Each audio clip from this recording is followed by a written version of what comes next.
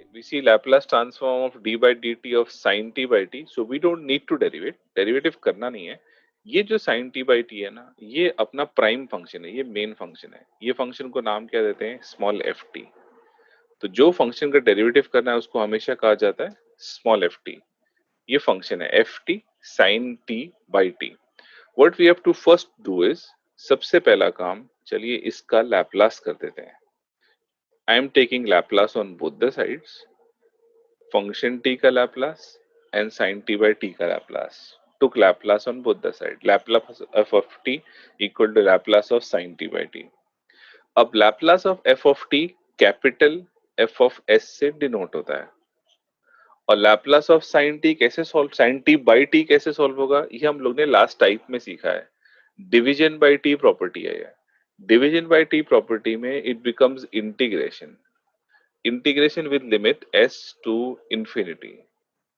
Integration from s to infinity. And inside the integration, what we need to write is Laplace sin t with respect to s. तो ये तो basic Laplace की property जो हमने सीखा वो कर रहे हैं. It's not I am doing something new. ये जो पुराना लैपलास का प्रोसीजर था, we are doing the same thing here. अब sin t का लैपलास वैल्यू मैं यहाँ लिख देता हूँ. sin t का लैपलास होता है 1 अपॉन s स्क्वायर प्लस 1. तो under the integration we have got to do the Laplace.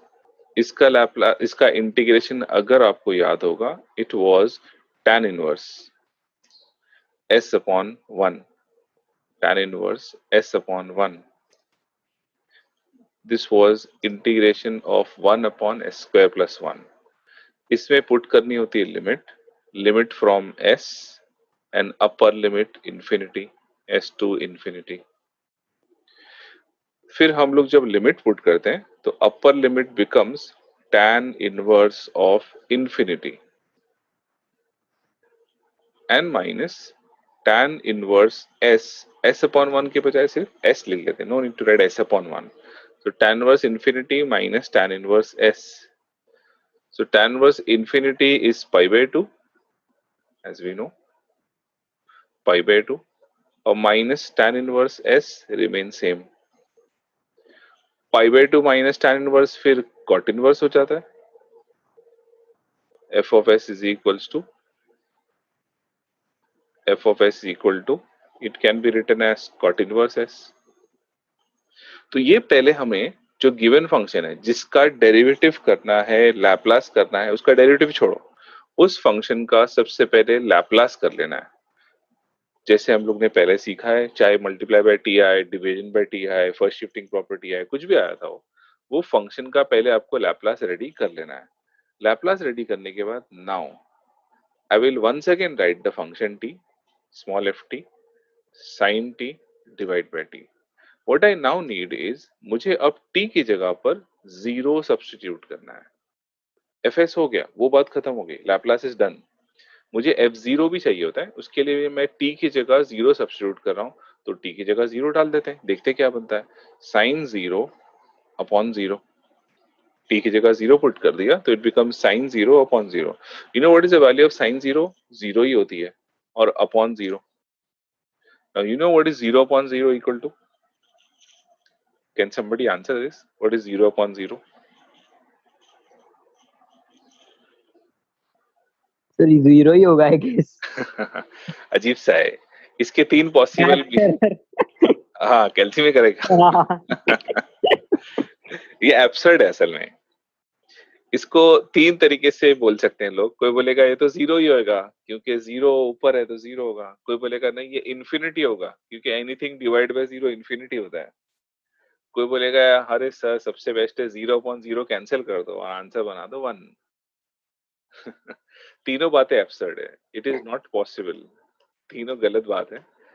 तो फिर इसको क्या करें यार, ये सब्स्टिट्यूट करने दे रहा नहीं है क्योंकि अगर मैं 0 पुट कर रहा हूँ तो बहुत एब्सर्ड बिहेवियर आ रहा है 0 अपॉन 0.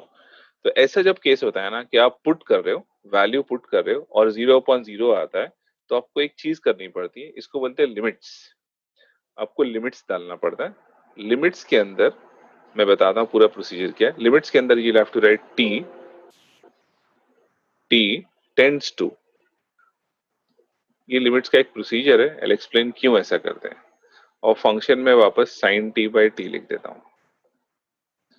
अब लिमिट्स का मतलब ये होता है कि इस पे जीरो फिलहाल पुट नहीं कर सकते हैं, बट इंडिकेट कर रहा है zero we should put but later on, जब तक वो फंक्शन रेडी नहीं हो जाता है। अभी वो फंक्शन इस सिचुएशन में नहीं है कि इसकी वैल्यू जीरो पुट करो, बिकॉज बहुत अजीब सा आंसर दे रहा है 0.0। इन दैट केस आपको क्या करना पड़ता है, उसके अंदर जीरो पुट करने से पहले सिर्फ एक स्टेटमेंट, इसको बोलते हैं limit, limit t tends to zero. तो we have limited the value of t, उसको रोक कर रखा हुआ है कि रुक जा भाई, पहले फंक्शन प्रिपेयर्ड नहीं है, पहले हमें फंक्शन को सिंप्लीफाई करना है, उसके बाद तुझे सब्स्टिट्यूट कर देंगे। तो अब फंक्शन को प्रिपेयर करते कैसे हैं, जब भी अगर ऊपर जीरो नीचे जीरो आ जाए तो एक स्टेटमेंट है, मैं पहले इसको लिखता हूँ फिर आपको बताता हूँ क्या है। अप्लाइंग एल हॉस्पिटल रूल, मतलब इसको हॉस्पिटल भेजना पड़ेगा इसके रिपेयर वर्क करने के लिए। ऐसे ही कह रहा हूँ, L hospital is a person name. L hospital ने एक रूल बताया कि कभी भी आप ऐसे कोई फंक्शन पे अटक जाओ जिसमें ऊपर भी जीरो आ रहा है नीचे भी जीरो आ रहा है, तो उसको लिमिट का प्रॉब्लम बना दो, मतलब उस पर लिमिट लिख दो।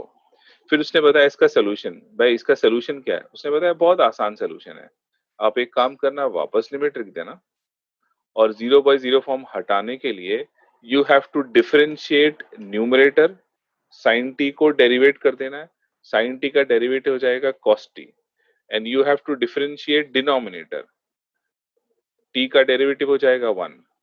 एल हॉस्पिटल रूल क्या कहता है, अगर zero upon zero, listen carefully please, अगर जीरो अपॉन जीरो आ जाए, ऊपर भी जीरो नीचे भी जीरो, कोई एक जगह जीरो होगा तो एल हॉस्पिटल रूल वर्क नहीं करता है। अगर ऊपर जीरो होगा और नीचे कुछ नहीं होगा, आई राइट इट जस्ट हियर, अगर ऊपर जीरो होगा और नीचे मान लीजिए कुछ भी टू हो जाएगा, व्हाट इज आंसर, ये तो जीरो होता है, इसमें कोई प्रॉब्लम ही नहीं है। अगर ऊपर कोई नंबर होगा और नीचे जीरो होगा, देन व्हाट इज आंसर, तभी आंसर इन्फिनिटी होता है, ये तो कोई भी इजीली समझ सकता है। अगर three upon zero, anything divide by zero, then it is infinity. The problem is with zero upon zero, ये दो आंसर्स हमें पता होते हैं और ये तो आंसर वैलिड है बराबर। जीरो अपॉन टू का होना जीरो हो जाता है, थ्री अपॉन जीरो का होना इन्फिनिटी हो जाता है, but when it is zero upon zero, this is something absurd. उसको रीड करने के लिए एल हॉस्पिटल ने एक तरीका सिखाया। एल हॉस्पिटल ने बताया न्यूमरेटर को डेरिवेट कर देना, डिनोमिनेटर को डेरिवेट कर देना, लेकिन यू अपॉन वी फॉर्मूला से नहीं, not by u upon we formula, दोनों का अपना अपना individual derivative. Sine t numerator है, उसका अपना अकेला डेरिवेटिव क्या होता है, कॉस टी। टी डिनोमिनेटर है, उसका अपना डेरिवेटिव क्या होता है, वन। दोनों को अपना अपना डेरिवेट करो और फिर कहता है आप वापस ट्राई करके देखो जरा, अब टी को जीरो पुट कर सकते हो क्या। अब टी को जीरो पुट करने जा रहा हूं ना, तो angle first of all cos के एंगल में जीरो, कॉस जीरो हो रहा है, और डिनोमिनेटर में तो टी रहा नहीं, इसका मतलब डिनोमिनेटर में अब जीरो आने से रह गया। You can't get zero in the denominator now. तो एफ ऑफ जीरो अब जब लिखता हूं मैं, it becomes equal to cos of 0 and denominator has remained 1. You know what is a cos 0? मास कैल्सी है आपके पास, what is अरे cos सर 0 वन वैल्यू? यार, सर इतना तो बताइए। 1 upon 1. The answer becomes 1. तो ये क्वेश्चन के अंदर एक नई चीज सीखी, लैपलास का पार्ट नहीं। सबसे पहली बात, this is not something we are learning in Laplace, ये एक्चुअली एक लिमिट्स कॉन्सेप्ट है। ये लिमिट्स कॉन्सेप्ट सिर्फ उस टाइम पर सिखाया जाता है जब कोई ऐसा फंक्शन हो जिसमें डायरेक्टली वैल्यू पुट करना पॉसिबल नहीं है, there is some problem in the function. तो वो केसेस में आपको उसको लिमिट टेंड्स टू करना है, मतलब इसकी वैल्यू, लिमिट की वैल्यू उसमें सब्स्टिट्यूट करना है, लेकिन पहले फंक्शन को सिंप्लीफाई करके। अब यहाँ हम लोग ने देखा कि ऊपर भी जीरो आ रहा है नीचे भी जीरो आ रहा है, तो we'll have to apply L'Hospital rule. What is L'Hospital rule? L'Hospital rule is simply derivating numerator, derivating denominator without their interaction.